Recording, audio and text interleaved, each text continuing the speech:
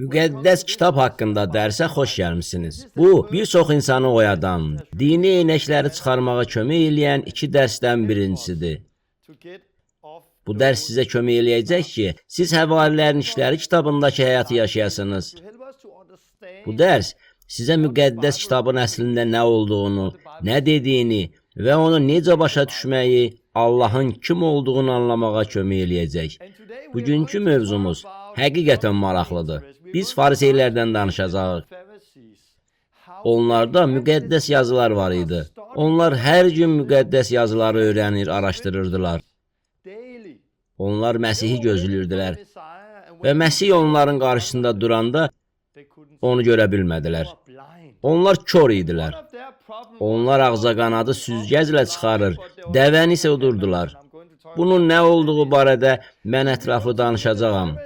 Biz fariseylərə nəzər salacağıq. Həmçinin müqəddəs kitabın özlüyündə əbədi həyata malik olmadığından danışacağıq.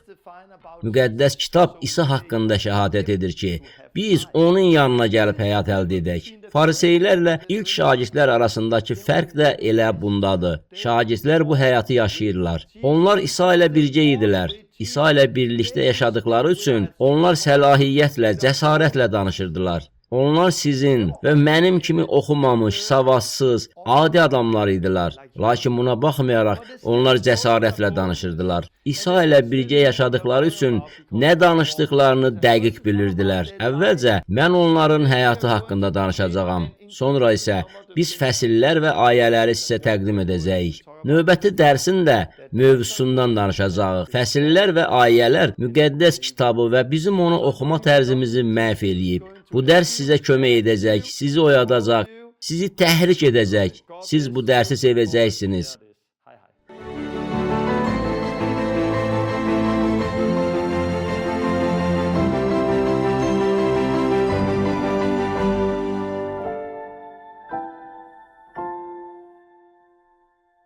Dərsə xoş gəlmisiniz. Biz müqəddəs kitab və ayələr barədə danışacağıq. Ayələrin müqəddəs kitabı bir çox cəhətdən məhv etdiyindən danışacağıq. Biz kəlamı səhv yolla oxuyurduq. Bir çoxları müqəddəs kitabı səhv tərzdə oxuyurlar. Bugün çox vacib məsələ barədə danışacağam. Hesab edirəm ki, bugünkü dərs indiyə qədər keçdiyimiz dərslərdən ən vacibidir. Həm də bu dərs bir çoxunuzu oyadacaq. Ancaq bu, həm də bu dini eynəklərdən sizi azad eləyən dərs olacaq. Söhbət müqəddəs kitabı necə oxuduğumuzdan gedir. Bu yaxınlarda Cənubi Afrikadaydım. Cənubi Afrikadan olan bir nigah kütülüyü ilə tanış oldum.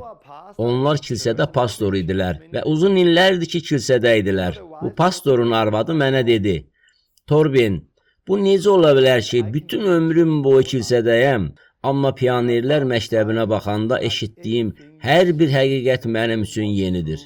Mən bunu əvvəllər heç eşitməmişəm. Mən də buna təəccüb edirəm. İnsanlar necə ömrü boyu kilsədə olub, saysız qədər təlim keçəndən sonra, saysız qədər vəz dinləyəndən sonra, bu dərslərdə onlar üçün hələ də əvvəl eşitmədikləri çox şey var.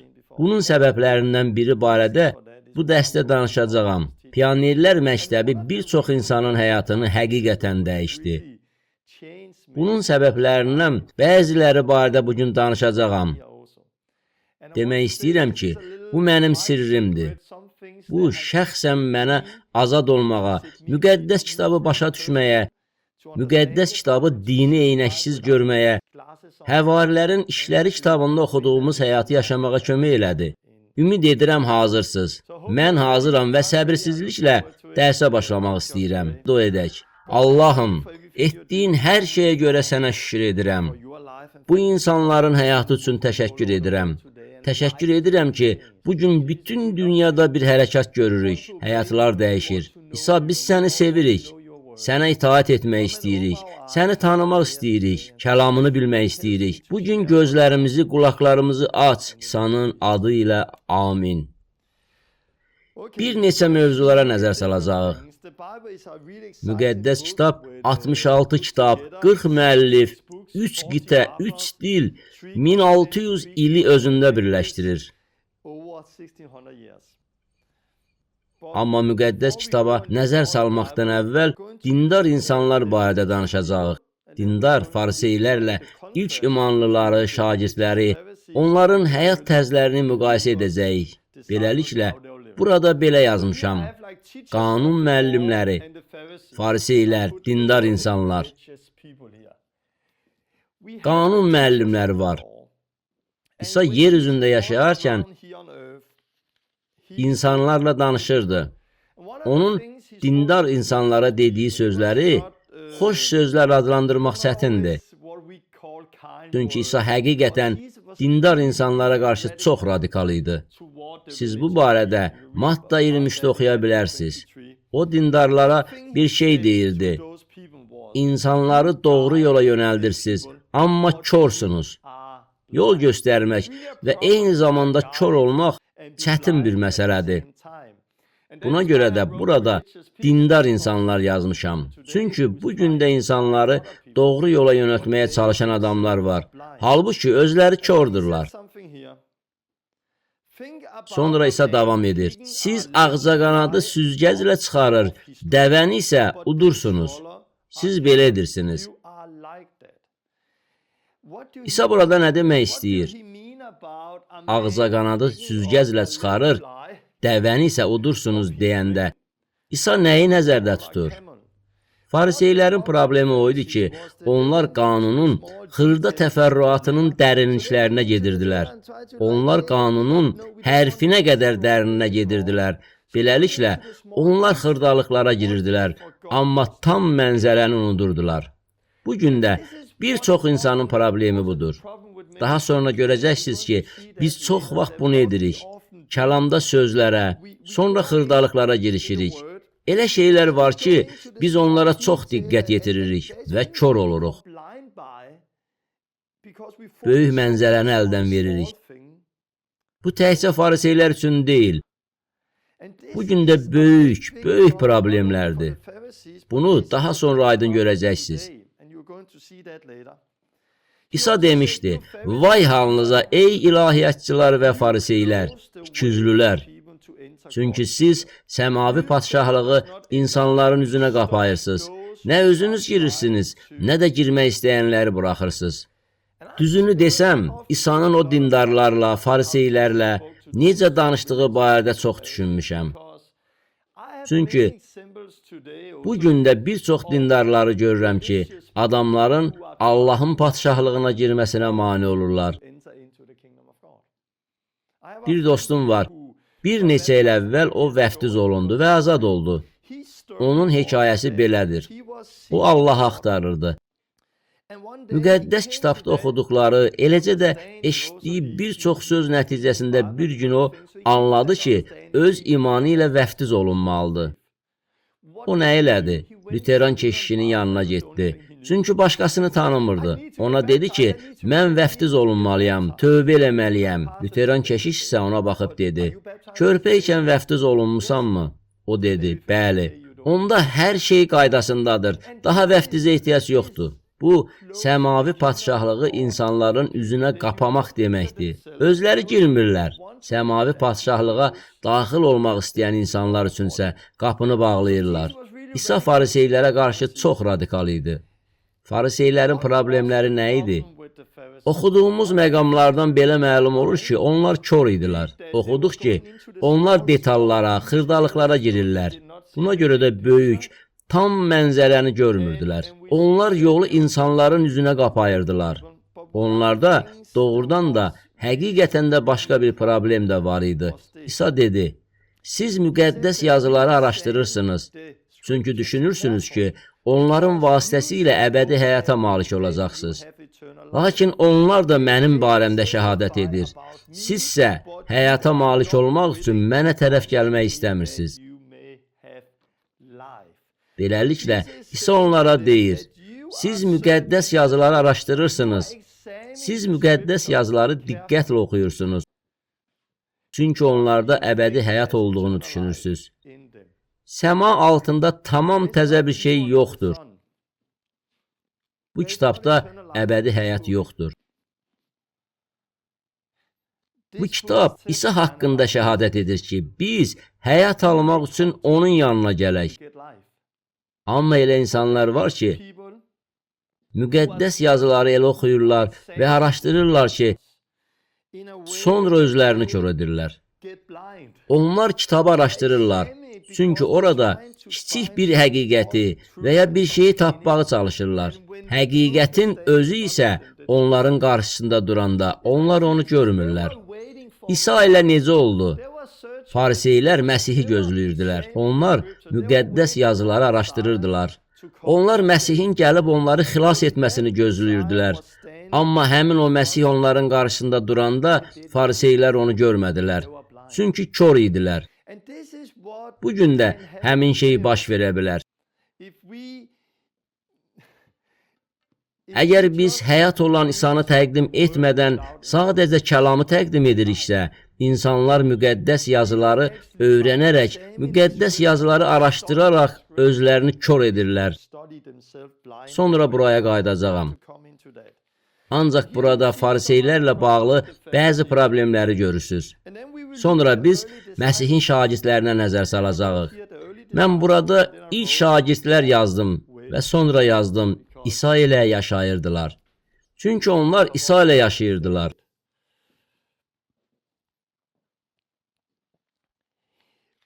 Siz ilk şagirdlər onların həyatı haqqında oxuya bilərsiniz. Həvarilərin İşləri kitabı 4-cü fəsildə onlar şikəst adam üçün dua edib ona şəfa verdilər. Sonra Peter və Yəhya Yəhudi şuranın qarşısında dayanıb cavab verirdilər. Biz bunu Həvarilərin İşləri 4:13-də oxuyuruq.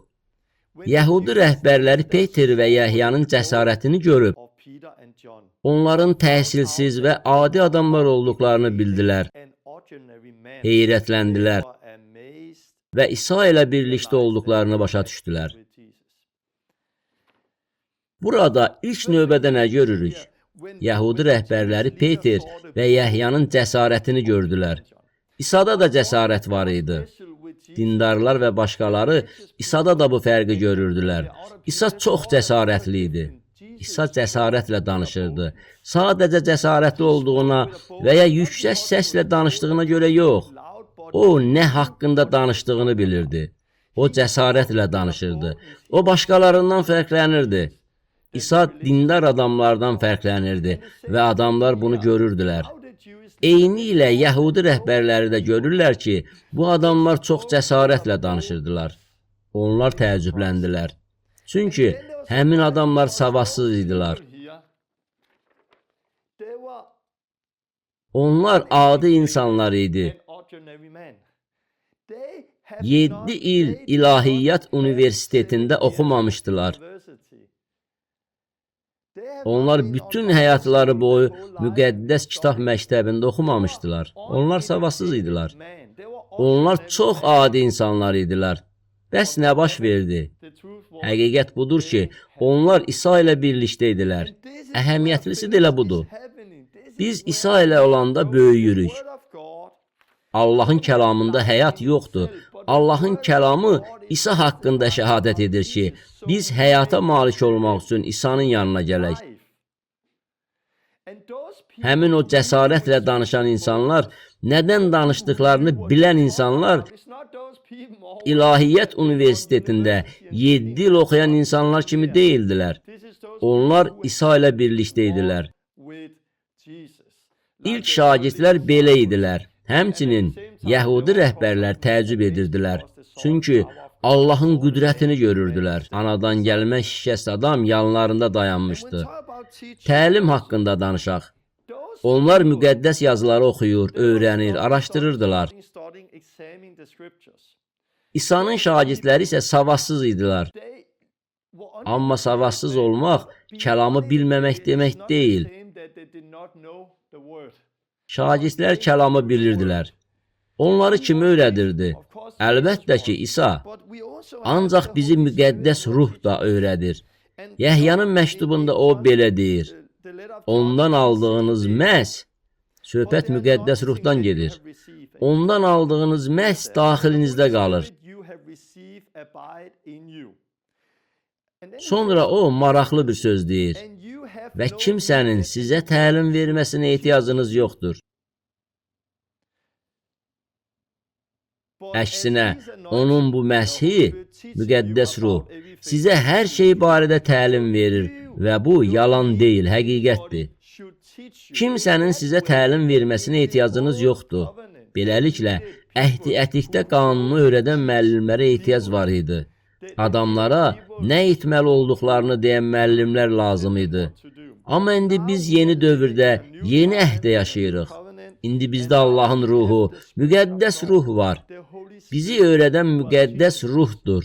Mən deyərdim ki, 7 il İsa ilə yaşamaqla, müqəddəs ruhu dinləməklə 7 il İlahiyyat Universitetində oxuyub, müqəddəs yazıları tədqiq etməkdən daha çox şey əldə edə bilərik. Əslində siz 7 il və ya 6 il İlahiyyat Universitetində müqəddəs yazıları öyrənə bilərsiniz, amma yenə də İsa'nı tapmaya bilərsiniz. Bugün bunun çoxlu sübutları var və əvvəllər də belə problemlər var idi. Biz müqəddəs kitab haqqında danışarkən başa düşməliyik ki, bu yalnız kəlam və qanundan ibarət deyil. Söhbət həyatdan gedir. Söhbət İsa'ya gəlməkdən gedir. Yenidən doğulmasanız, müqəddəs kitabı başa düşə bilməzsiniz. İsa Nikodimə belə dedi: Sənə doğrusunu deyirəm, bir kəs yenidən doğulmasa, Allahın padşahlığını görə bilməz. Baxmayaraq ki, Nikodim din müəllimi idi. O, İsraildə din müəllimi idi. O, farisey idi. Amma sonra müəllim olmuşdu. O, müqəddəs yazıları bilirdi. Burada Nikodim İsa'nın yanına gəlir. Bizə müqəddəs yazıları bilən bir nəfər lazım olsaydı, biz onu seçərdik. Adamlara sual versəydiniz, bu ölkədə müqəddəs yazıları kim yaxşı bilir? Hamı Nikodimi göstərib deyərdi, bu adam müqəddəs yazıları yaxşı bilir. İsa onunla görüşdü. İsa ona nə dedi? Sən Allahın padşahlığını görə bilməzsən. İsa bu sözləri həyatı boyu müqəddəs yazıları oxuyan adama dedi. Sən Allahın padşahlığına girə bilməzsən. Yenidən doğulmasan, bunu başa düşə bilməzsən. Nikodim bunu heç başa düşmədi. Çünki Nikodim İsa'ya dedi, bu şeylər necə ola bilər? İsa ona cavab verdi. Sən İsrailin müəllimisən, bunları bilmirsənmi? Amma xeyr, Nikodim bunları bilmirdi. Niyə? Çünki müqəddəs kitab ruhani bir kitabdır. Müqəddəs kəlam barədə bunu başa düşmək lazımdır. Kəlam həyatdır. Cismani ağlı ilə kəlamın həyat olduğunu başa düşə bilməzsən. Ruhdan doğulmamsansa, kəlamı anlaya bilməzsən. Çünki gözlərinin qarşısında pərdə var. Sözləri, hərfləri görürsünüz, sözləri başa düşürsünüz, amma yazılmış sözlərin arxasında ruhu başa düşə bilmirsiniz. Paul bu barədə yazır. Korinflilərə məktubda Paul yalancı peyğəmbərlər və digər problemlər barədə yazır. Korinf şəhərində olanlar barədə yazır. Amma Rəbb istəsə, mən bu yaxında yanınıza gələcəyəm. O vaxt bu lovğaların sözlərini yox, gücünü yoxlayacağam.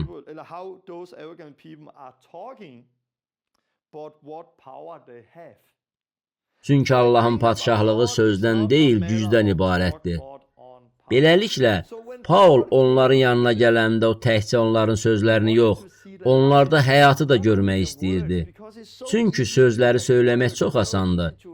İlahiyyəti bilmək çox asandır. Amma bəhrə yoxdur, həyat yoxdur. Paul davam edərək deyir, Allahın bizə verdiyi ənamları dərk edə bilməyimiz üçün biz bu dünyanın ruhunu yox, Allahdan olan ruhu qəbul etdik. Bunları insani müdrikliyinin öyrətdiyi deyil,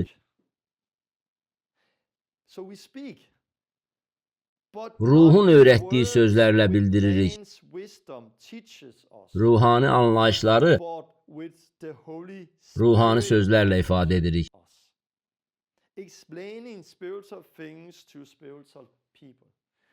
Beləliklə, biz sözlərdən istifadə edirik, biz danışırıq, mən danışıram. Amma bu sadəcə İlahiyyat Universitetində öyrəndiyim, insan müdrikliyi ilə öyrəndiyim insan sözləri deyil. Bunu müqəddəs ruh bizə öyrədir. Bunların arasında böyük bir fərq var. Mən davam edəcəyəm və sonradan bunlara yenidən qayıdacağam. Düşünürəm ki,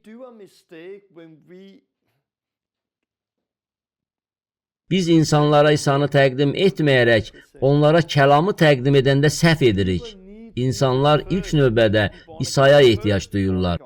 İnsanlar kəlamı başa düşmək üçün ilk növbədə yenidən doğulmalıdırlar. Onlar İsa'nın sözlərini başa düşməzdən əvvəl onu tanımalıdırlar, nəzərdən keçirməlidirlər. Çünki yalnız kəlamla başlayırsansa, onu oxuyacaqsan, amma onu başa düşməyəcəksən. Amma sən İsa'nı tanıyanda, əvvəlcə həyatı qəbul edəndə, sonra isə həyatı yaşayanda, bundan sonra onun kəlamını oxuyanda partlayış baş verir. Çünki bu zaman həyat olur. Sizə öz həyatımdan bəzi nümunələr gətirəcəyəm. Burada belə yazmışam. İsa ilə tanış ol, sonra onun kəlamını oxu. Öz həyatıma baxsam,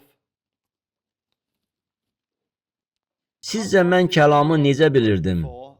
Mən kəlamı heç bilmirdim. Bir dostum var idi.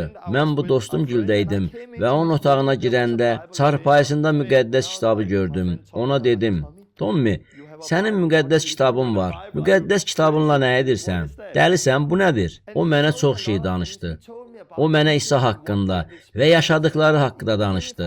Əvvəlcə mən onu dəli hesab edirdim. Çünki mən heç nə başa düşə bilmirdim. Sonra isə o dedi, İsa geri qayıdacaq. O mənə qiyamət günü haqqında danışdı. Sonra evə qayıdarkən mən düşünürdüm, qiyamət günü, İsa qayıdır. Əslində bu məni qorxutdu. Evə getdim və evdə valideynlərimin müqəddəs kitabını tapdım. Mən müqəddəs kitabı götürdüm və qiyamət günü İsa qayıdacaq. Bu barədə müqəddəs kitabda oxumaq istədim. Müqəddəs kitabı açdım və haradan başlayacağımı bilmirdim. Fikirləşirdim ki, bəlkə bu kitabda qiyamət günü haqqında bir bölmə var. Beləliklə, mən müqəddəs kitabı götürdüm. Mündəricatı açıb oxudum. Əhdi ətik, yaxşı, qiyamət günü, İsa qayıdır. Hakimlər kitabı. Tapdım. Hakimlər kitabı. Bəlkə qiyamət günü və İsa'nın geri qayıtması barədə burada oxuya bilərəm. İsa'nın ikinci gəlişi haqqında oxumaq üçün Əhdi ətikdə olan Hakimlər kitabını açdım. Müqəddəs kitabı oxuyanlar bilirlər ki, Əhdi ətikdə olan Hakimlər kitabında İsa'nın geri qayıtması haqqında yazılmayıb. Yəni, mən müqəddəs kitab haqqında bu dərəcədə az şey bilirdim. Mən Əhdi Cədidin, Əhdi Ətiqin olduğunu bilmirdim. Amma sonra nə baş verdi? İsa'nı tanıdım. Müqəddəs ruh gəldi və həyatımı dəyişdi. Sonra mən həyatı yaşamağa başladım. İlk yaşadığım şeyi xatırlayıram. Velosipedə minib evə gedirdim. Nəyinsə baş verdiyini hiss etdim. Mən hiss etdim ki, nəysə baş verib. Mən həmişə ölümdən qorxmuşam. Amma indi öz-özümə deyirdim, Torben, sən bir gün öləcəksən. Sonra dedim, hə, evə gedəcəyəm. Mən azad olmuşdum. Ölüm qorxusu artıq yox idi. Mən bunu bütün bədənimdə hiss edirdim. Sonra evə getdim və müqəddəs kitabda İbranilərə məktubda oxudum. Ölüm qorxusu barədə oxudum. İsa ölüm qorxusuna görə ömürləri boyu əsarətdə olanların hamısını azad etmək üçün gəldi. Bunu oxuyanda özümə dedim, hə, mən bunu hiss elədim. Mən bunu bədənimdə hiss elədim. Sonra onu müqəddəs kitabda oxudum. Bu mənim üçün çox real oldu. Çünki artıq bilirdim ki, müqəddəs kitab sadəcə bir kitab deyil. Çünki yaşadıklarımı orada oxudum. Dərhal başqa bir şey də baş verdi. Əvvəllər Allaha dua edəndə özümlə Allah arasında sanki böyük bir divarı hiss edirdim. Sanki Allah orada deyildi. Amma tövbə elədikdən sonra müqəddəs ruh gəldi və o divar yox oldu. Artıq Allah yanımdaydı. O duamı eşidirdi. Sonra bunu oxudum. Şər əməlləriniz Allahınızla sizin aranızda ayrılıq saldı. Günahlarınıza görə onun üzü sizdən döndü. O səsinizi eşitmir.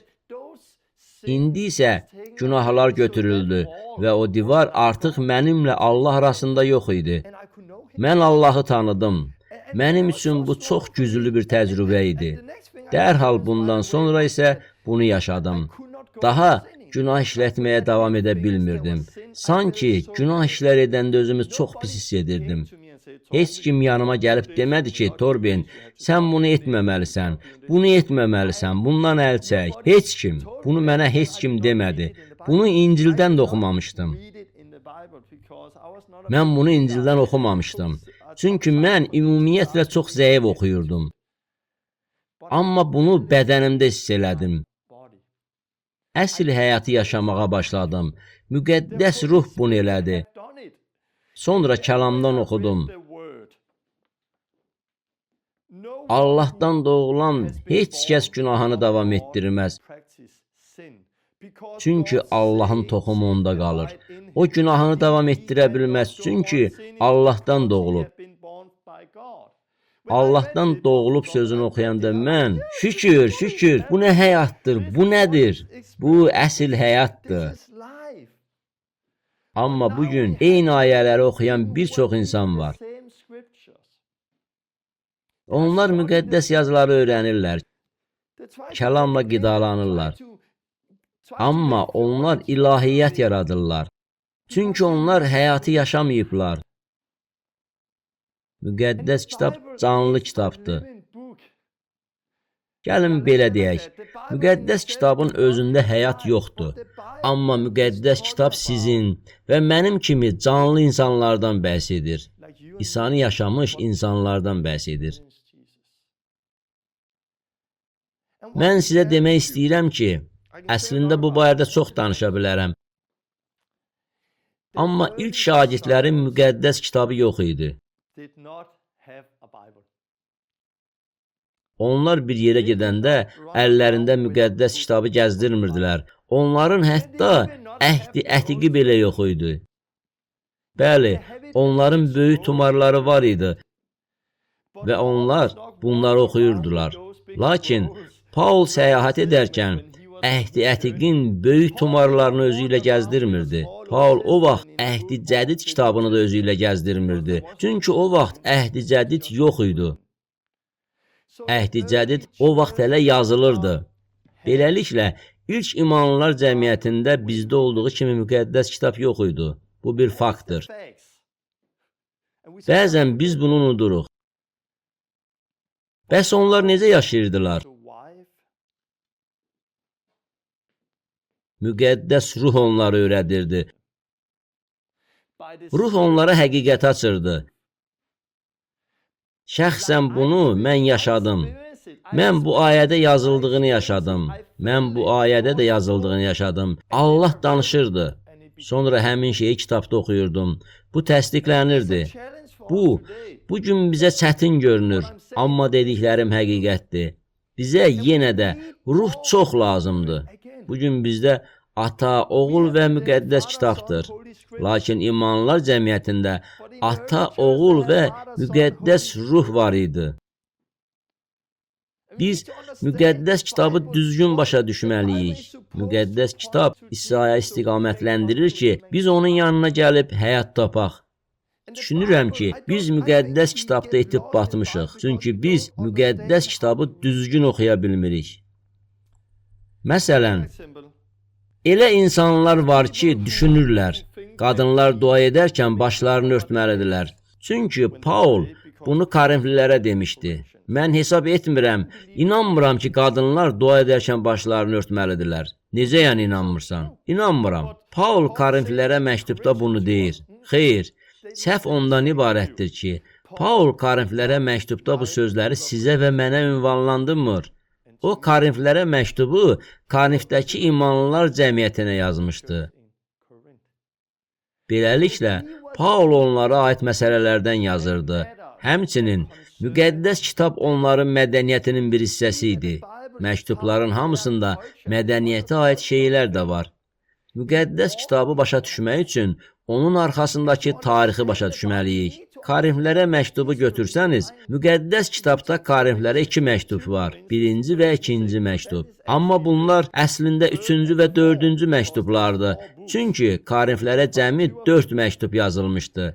Ancaq onlardan yalnız ikisi bizə gəlib çatıb. Bizdə hekayənin yalnız bir hissəsidir. Çünki Paul bu məktubları həmin insanlara yazarkən onlardan aldığı məktublara cavab olaraq yazmışdı. Beləliklə, bizdə yazışmanın yalnız yarısı var. Lakin Paul onların yazdıkları məsələyə aid cavab yazır. Onlar problemi təsvir etmişdilər. Paul isə onlara cavab verirdi. Əgər araşdırsanız, Korinflərə məktub, Korinfdəki problem, həmin imanlılar cəmiyyəti və Korinflərə məktub haqqında məlumatları oxusanız görəcəksiniz ki, orada Yəhudi xristianları və Yunan xristianlar arasında bir problem var idi.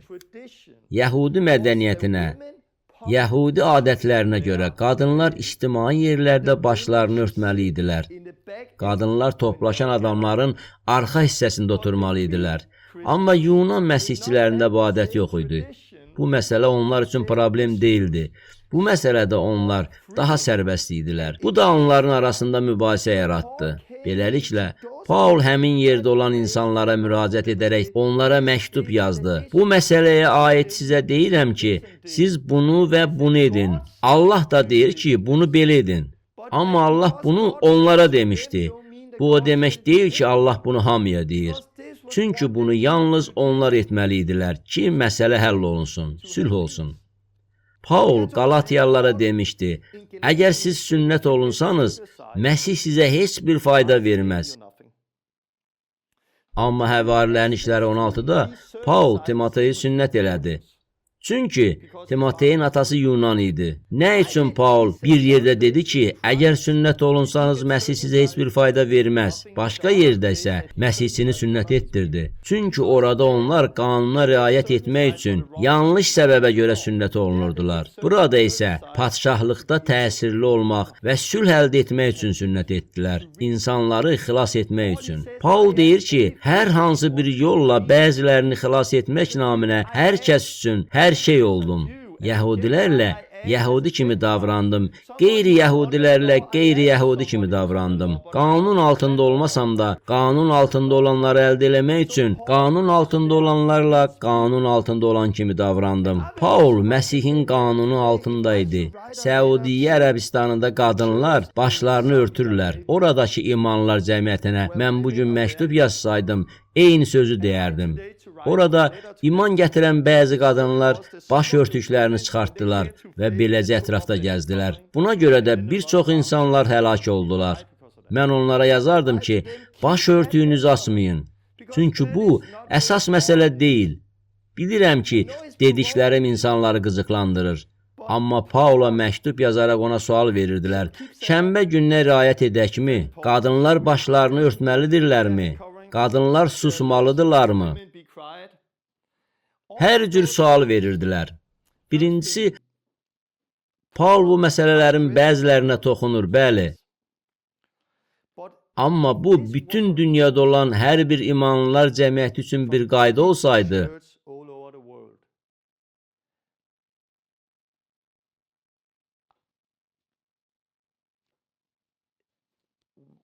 onlar bunu hardan bilə bilərdilər?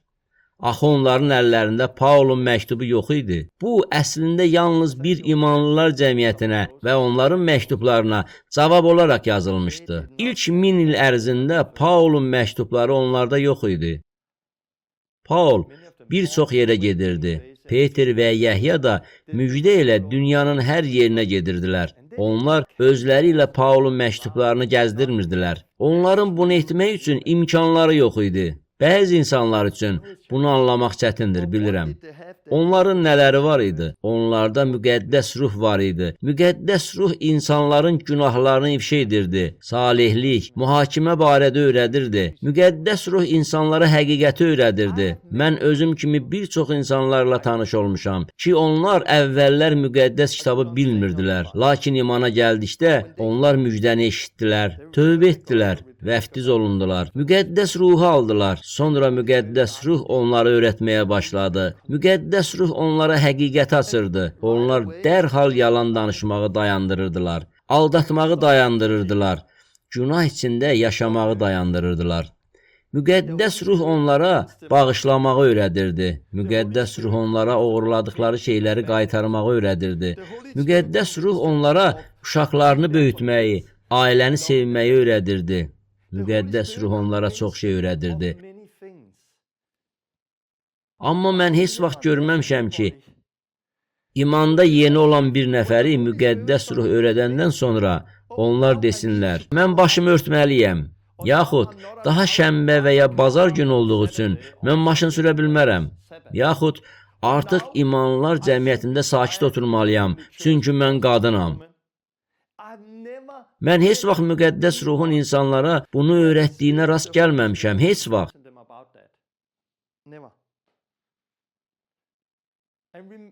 Mən müqəddəs kitabın bu hissəsini başa düşməyən insanlarla rastlaşmışam. Onlar kəlamın bəzi ayələrini kontekstdən çıxararaq bu ayələri hamıya aid edirlər. Sonra da bu ayələrin əsasında qaydalar yaradırlar. Belə şeylərə rast gəlmişəm. Amma heç vaxt müqəddəs ruhun bunu öyrətdiyi bir imanlıya rast gəlməmişəm. İlk imanlılar cəmiyyətində bütöv müqəddəs kitab yox idi. Bilirəm ki, bunu başa düşmək bir çox insan üçün çətindir. Amma demək istəyirəm ki, sərbəstlik olmalıdır. Nəyin vacib, nəyinsə vacib olmadığını anlamaqda azad seçimimiz var. Mədəniyyəti anlamaqda azadlıq olmalıdır. Müqəddəs kitab bizim üçündür və biz müqəddəs kitabdan öyrənməliyik. Başı örtmək, ailə, eləcə də bir-birinə hörmət haqqında Paulun yazdıqlarından biz öyrənə bilərik. Ancaq biz yazılanı qanun kimi qəbul etməməliyik. Yazılanın arxasında olan ürəyi görməliyik. Fariseylər bunu çox yaxşı bacarırdılar. Onlar həmişə zahirə baxırdılar. Bu yaxınlarda İsraildə idim. Orada fariseylərlə görüşdük. Yəhudilərin ağlama divarına getmişdik. Bu şəkilə baxın. Burada siz buna fikir verin. Onların qollarında bir şey var. Ucunda da kiçik bir qutu daşıyırdılar. Onların başlarının üstündə də həmin kiçik qutudan görə bilərsiniz. Burada da. Başlarının üstündə kiçik qutu. Bir kiçik qutu onların başlarının üstündə, biri də ürəyinin üstündə. Bu qutuların içində Allah kəlamının yazısını gəzdirirlər. Niyə? Çünki müqəddəs kitab yazır ki, biz kəlamı ürəyimizdə və ağlımızda saxlamalıyıq. Müqəddəs kitab bizə kəlamın üzərində düşünməyi öyrədir. Allahın qanunu gecə-gündüz ağlımızda və ürəyimizdə saxlamağı öyrədir. Məgər bu o deməkdir ki, biz kəlamı oxuyub başa düşməliyik, sonra isə onu yazaraq qutuya qoyub başımızın üstündə və ürəyimizə yaxın gəzdirməliyik.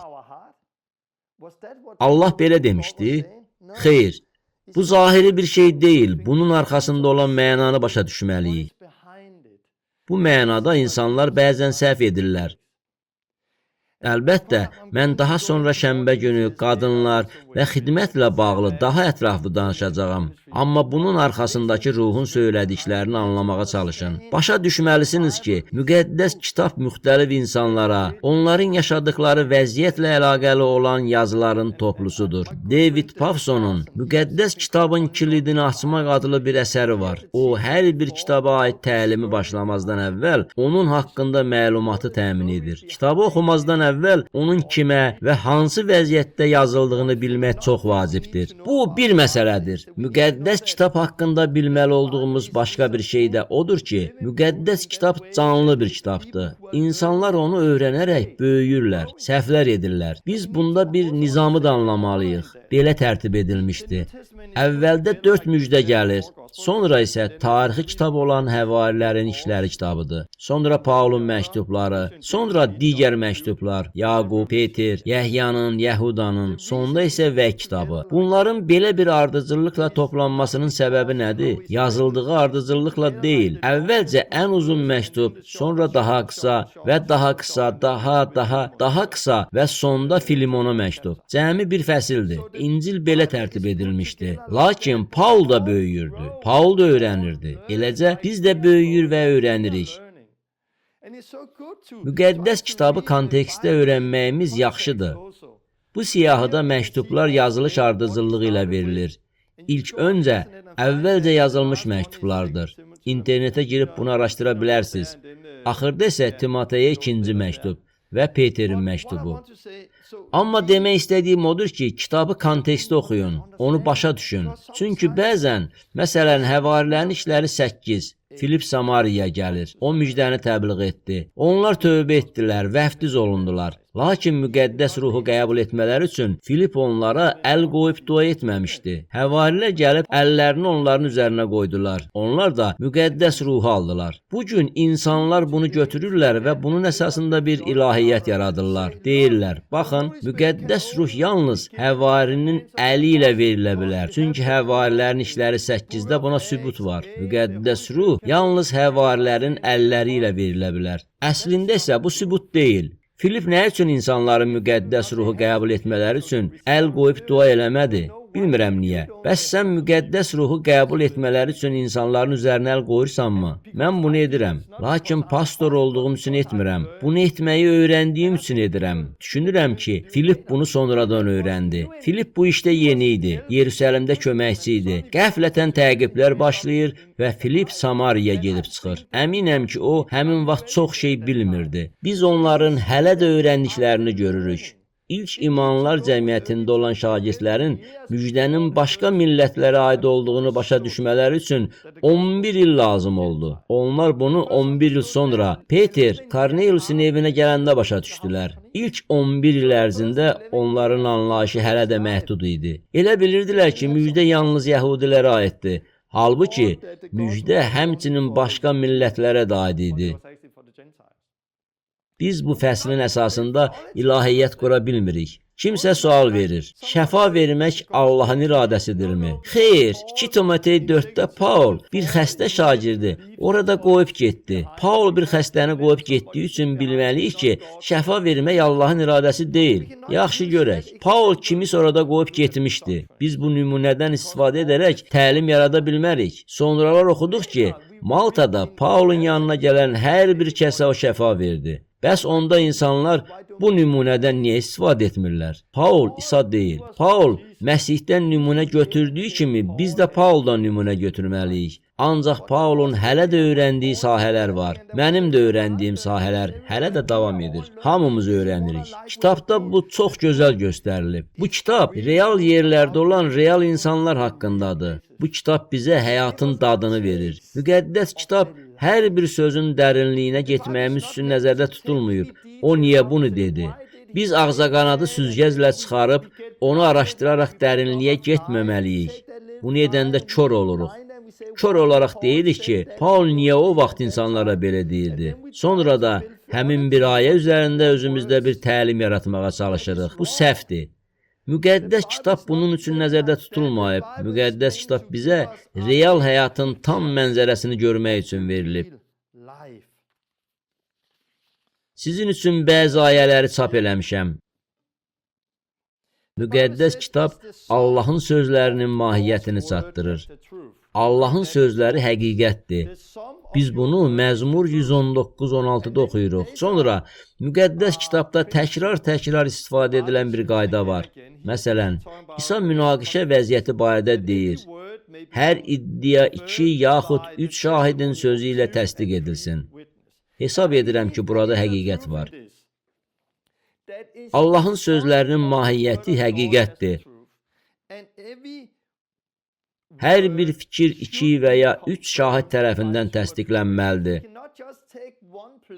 Biz yalnız ayəni kontekstdən çıxarıb, onun üzərində böyük ilahiyyət yarada bilmərik. 2-3 şahid olmalıdır. Tam mənzərəni görərək kəlamı başa düşməliyik.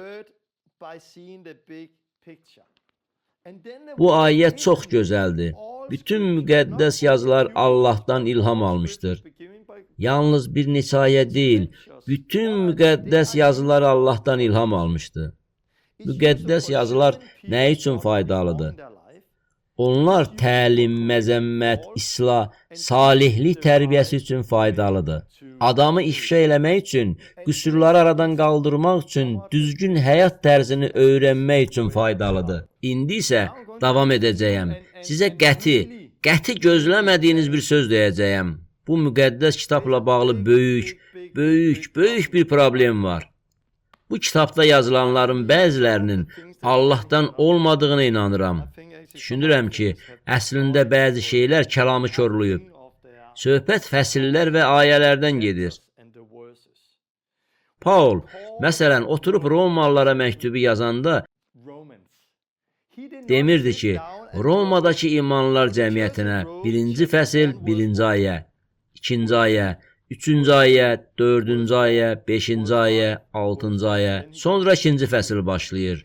Romalılara məktub lap əvvəldən bütöv mətn kimi yazılmışdı. Bir adamın başqasına yazdığı məktubdur. Necə ki, biz də bugün məktublar yazırıq.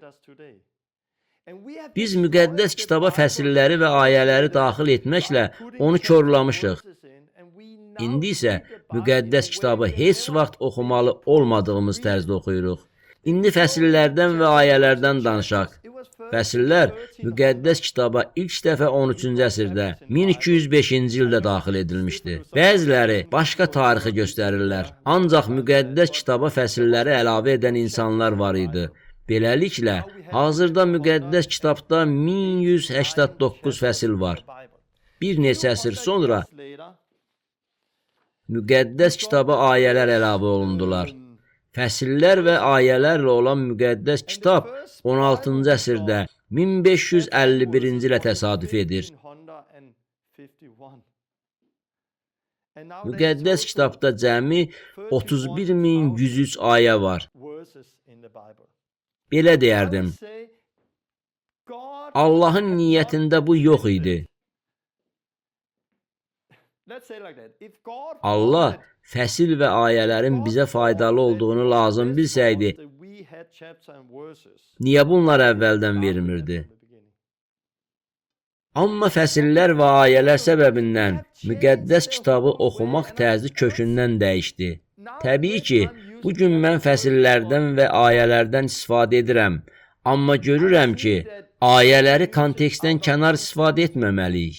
Ayələri kontekstdə istifadə etmək vacibdir. Bəs biz bugün nə edirik? Fəsillər və ayələr olduğuna görə bugünkü xristianlıq tam fərqlidir. Nə edirik? Öz fikrimizə uyğun olan ayələri tapırıq, sonra onları götürüb bir kağıza yazırıq və bunlara əsaslanaraq həyatımızı yaşayırıq. Sonra oradan-buradan ayrı-ayrı ayələri götürüb kontekstdən çıxarırıq. Biz indi müqəddəs kitabdan ayələri seçib götürürük və müqəddəs kitaba əsaslanaraq istədiyimizi öyrədirik. Halbuki müqəddəs kitabla bunu etmək olmaz. Paul Romadakı imanlara məktub yazdı. Sonra o məktubuna cavab aldı. Yenə cavab yazdı. Onlar məktublaşırdılar. Sonra Paul digər sahələrdə yaşayan imanlılara yazdı. Məktubda onların problemləri barədə suallarına cavab verirdi. Sonra isə biz gəlirik, bu müxtəlif məktublardan bir ayəni buradan götürürük, o biri ayəni oradan götürürük, digər ayəni başqa yerdən götürürük, hamısını kontekstdən çıxarırıq. Sonra onları bir yerə yığıb Allah haqqında yanlış təlim yaradırıq. Nəticədə elə anılır ki, təlim tamamilə yanlışdır. Bugünkü kilsələrə baxsanız, dünyanın ən böyük kilsələrindən bəziləri Katolik kilsəsidir. 1,2 milyard. Lüteran kilsəsi 80 milyon. Baptist kilsəsi 100 milyon. Əgər o kilsələrə nəzər salsanız, onların hər birinin öz müqəddəs kitab müəllimləri var. Hər birinin öz ali dini məktəbləri var. Hər birində Yunan və İbrani dillərini bilən din alimləri var. Amma yenə də onlar eyni sözü demirlər. Onlar bir-birindən tamamilə fərqli təlimlər öyrədirlər. Niyə? Çünki hər bir kilsənin əsasında öz sevimli təlimləri var. Hər bir kilsənin sevimli ayələri var. Bu kilsə öz təlimi öyrədir. Bu öz təlimini. Ali dini məktəbdən çıxanların hamısında eyni dini eynəklər var. Çünki hamısına eyni təlim öyrədilib. Şəxsən mən ali dini məktəbdə ilahiyyat üzrə təhsil almış insanlarla rastlaşanda bəzən onlara lağ edirəm. Deyirəm, bir də görüm harda oxumusan. Mən də sənə nəyə inandığını deyəcəyəm. Vəziyyət belədir. Onlar ali dini məktəbə gedirlər və təlim alıb çıxırlar. Bir tərəfdən biz hamımız belə şeylərə görə təqsirkarıq. Biz bunu dayandırmalıyıq. Biz özümüzə uyğun olan ayələri seçməməliyik. Biz Allah kəlamının bütöv mənzərəsini görməliyik.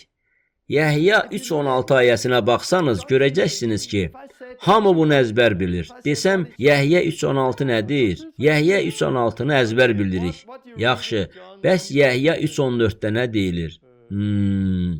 Bəs Yəhya 3:36-da Allahın qəzəbi haqqında nə yazır? Allah haqqında çox yanlış təsəvvürlərimiz var. Məsələn, insanlar belə düşünürlər. Bir kilsədə hər bazar günü Allahın sevgisini təbliğ edirlər. Hər bazar günü Allahın sevgisi, Allahın mərhəməti, Allahın lütfü, Allahın böyük lütfünü. Onlar yalnız lütf haqqında danışırlar. Onları oturub dinləyən insanlar müqəddəs kitabı oxuyanda yalnız məhəbbət və lütfü görürlər. Onlar bunu hər bazar günü edirlər. Niyə? Çünki vəz ediləndə ayələr kontekstdən çıxarılır. Vaiz demək istədiklərini müqəddəs kitab ayələri ilə dəstəkləyir.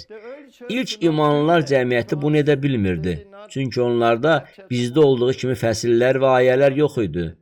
Amma başqa kilsədə insanlar Allah qorxusundan danışırlar, Allahın qəzəbindən, Allahın müqəddəsliyindən, Allah qorxusundan. İldən ilə hər bazar günü mövzu eynidir. Onlar kordular. Yalnız Allah qəzəbi və Allah qorxusu. Bu iki ifrat arasında heç bir tarazlıq yoxdur. Çünki insanlar müqəddəs kitabı olduğu kimi oxumurlar. Müqəddəs kitabın ayələrini kontekstdə oxumurlar. Bir məktubu götürüb onu bütöv oxumurlar. John adlı bir dostum var. O mənim üçün Allahın təbiəti mövzusunda bir mətni tərtib elədi. Müqəddəs kitabdakı ayələrin mövzularını faizlə hesabladı. Onun topladığı ayələrə nəzər salsanız, maraqlı bir şey görəcəksiniz. Ayələrin 15% göstərir ki, Allah müqəddəsdir. 11% göstərir ki, Allah sədaqətlidir. 17% Allah ədalətlidir. 18% Allah qüdrətlidir. 16% xeyirxahdır. 14% hakimdir. 8% sevgidir. Əslində bu maraqlıdır. Çünki insanlara bu faizləri yazmağı təklif eləsək, maraqlı bir şey baş verər. İnsanlar Allah 80% sevgidir deyəcəklər. Amma elə adamlar da var ki, Allahın 1% sevgi olduğunu deyəcək. Hesab edirəm ki, biz müqəddəs kitabı adi insanların əlinə verməliyik.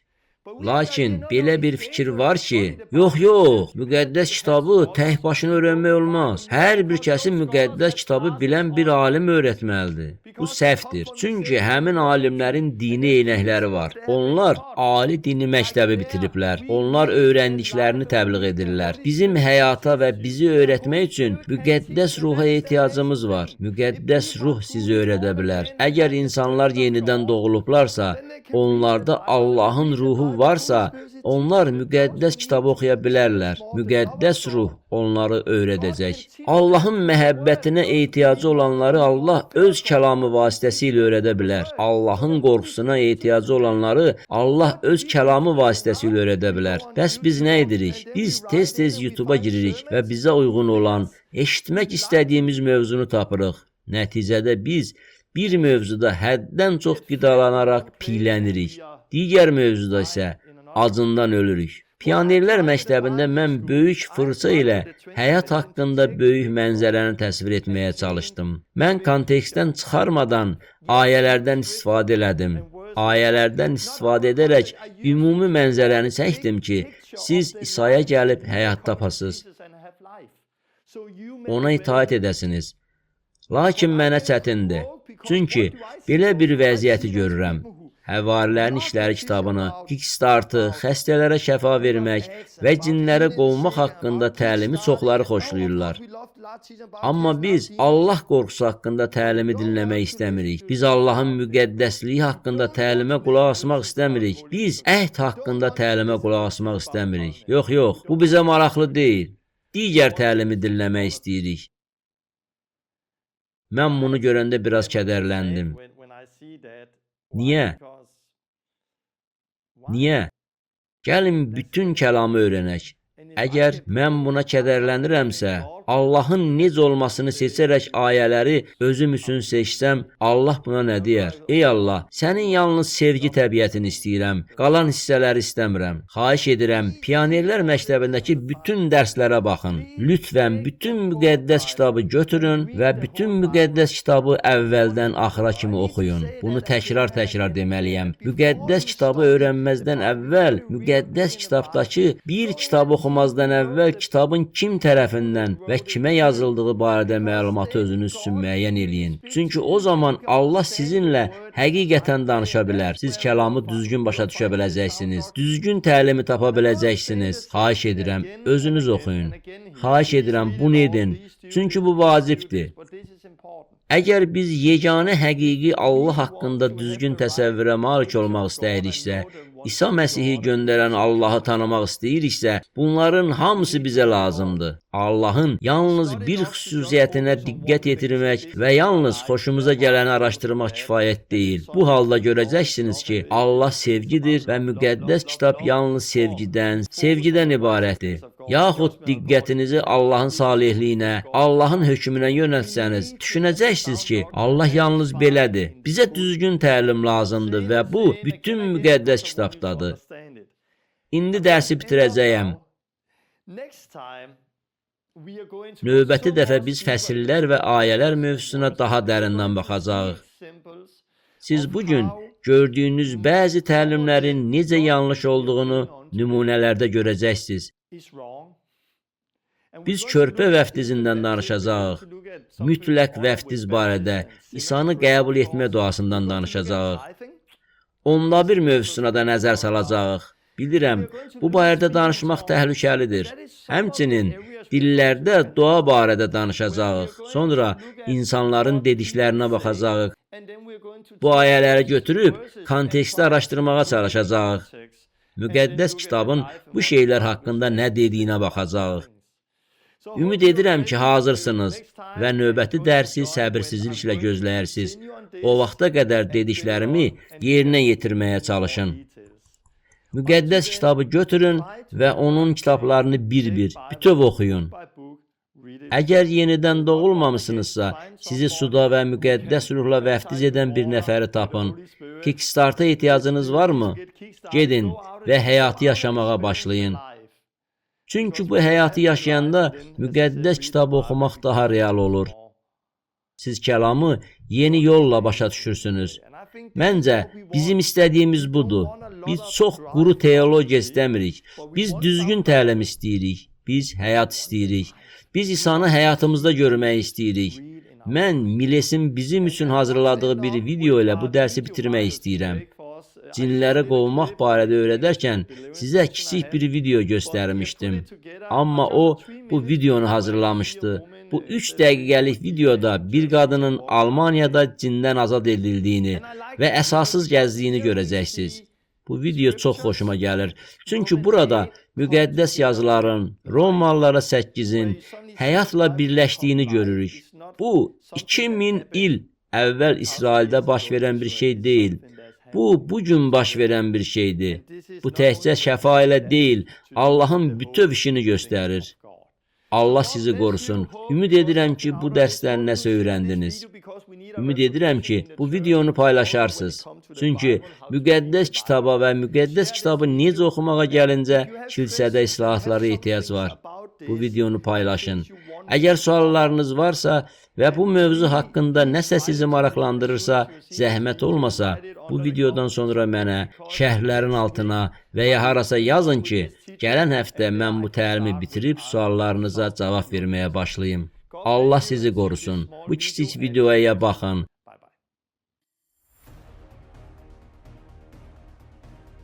Dərhal çıx. Şeytan, onu tərk et. Çıx. Getməyəcəyəm. Sakit ol, çıx. Gedirəm. Çıx, dərhal çıx.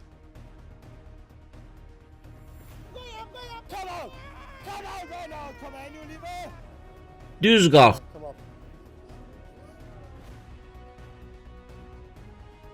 Gəzməyə çalış.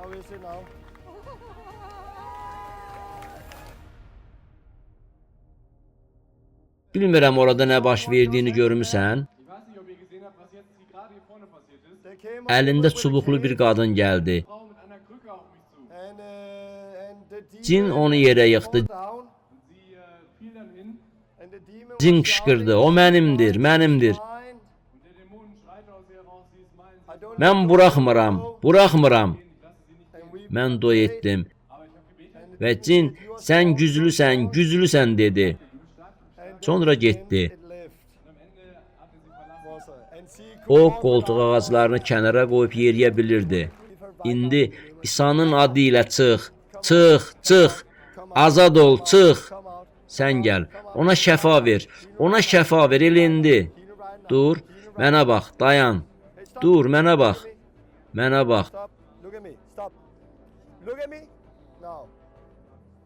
Sənə nə lazımdır? Ayağın? Yaxşı, ayağında nə var? Bilmirəm, 2 aydır ki, yeriyə bilmirəm. 2 əməliyyat olub. Tamam, gözlərini bağla, rahat ol. Məndən sonra dua elə. Allahım, sənin yanına gəldim, tövbə edirəm və səndən məni azad etməyini xahiş edirəm. Bədənimi doldur, müqəddəs ruhunla gəl, elə indi. Dərhal çıx. Sonuncu ruh, get, şeytan onu tərk elə. Hər yalan, çıx. Getməyəcəm. İndi sakit ol, çıx çölə, sakit ol. Elə indi. Sakit ol və çıx. Sakit ol. İndi çıx.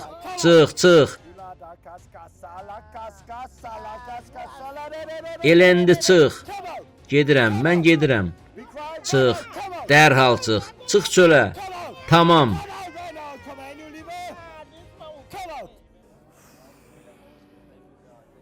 Qalx ayağa. Gəzməyə çalış. Necədir?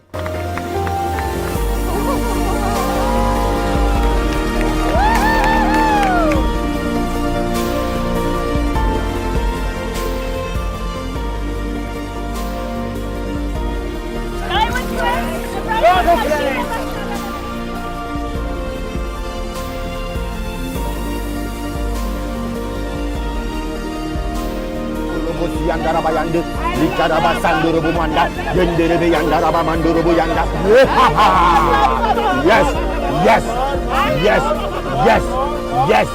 Yes, thank you, Lord.